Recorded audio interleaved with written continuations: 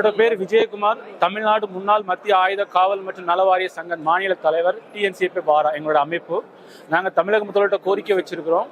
அதாவது தமிழ்நாட்டில் இதுவரைக்கும் மத்திய ஆயுத காவல்படை வீரர்களுக்கு எந்த ஒரு சலுகையும் வழங்கப்படவில்லை. அதாவது இராணுவத்திற்கு இணையாக சலுகைகள் எங்களுக்கும் வேண்டும், வேலைவாய்ப்பு, கல்வி, இடஒதுக்கீடு இணையத்திலும் வேண்டும் என்று நாங்கள் முதல்வருக்கு மனு கொடுத்துள்ளோம். அவர்கள் உங்களுக்கு அதை செய்து கொடுப்பேன் என்று உறுதியளித்துள்ளார். இல்லை, நீங்க இந்த முன்னாள் ராணுவத்தை சேர்ந்தவர்களுக்கு தனியாக ஒரு அணியை உருவாக்கணுங்கிற கோரிக்கை இந்த கூட்டத்தில் சொன்னாங்க.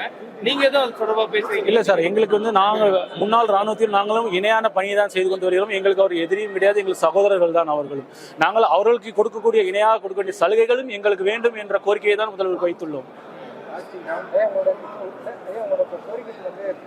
தமிழக முதல்வர் செய்து கொடுப்பேன் என்று உறுதியளித்துள்ளார். மத்திய அரசு செயல்ன்றீங்களா இல்ல தமிழ்நாடு அரசு செயல்ன்றீங்களா? மத்திய அரசு 2012 ஒரு குறிப்பான அனைத்து மாநிலங்களுக்கும் சுற்றறிக்கை அனுப்பியுள்ளது. அதில் முன்னாள் ஆயுதப்படை, அதாவது ஆர்மி, நேவி, ஏர்போர்ஸ், இந்த 3 பேருக்கு கொடுக்க என்ன மாதிரி சலுகைகளை கொடுக்கிறீங்களோ அதையும் துணை ராணுவ படையினருக்கும் கொடுக்கப்பட வேண்டும் என்று சுற்றறிக்கை அனுப்பியுள்ளது. அந்த சுற்றறிக்கை தமிழ்நாட்டில் இதுவரை 12 ஆண்டுகளாக நிலுவையில் உள்ளது.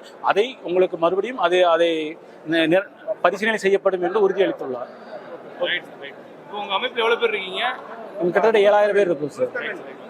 கிட்டத்தட்ட சர்வீஸ் எல்லாம் சேர்த்து நாங்கள் கிட்டத்தட்ட 1 lakh ஃபேமிலி இருக்கும் சார்.